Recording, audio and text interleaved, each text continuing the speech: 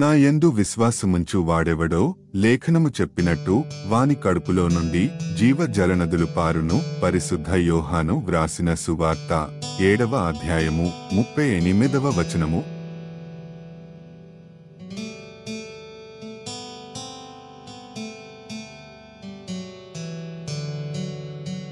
నా యందు విశ్వాసముంచు వాడెవడో లేఖనము చెప్పినట్టు వాని కడుపులో నుండి జీవ జలనదులు పారును. పరిశుద్ధ యోహాను వ్రాసిన సువార్త 7వ అధ్యాయము 38వ వచనము.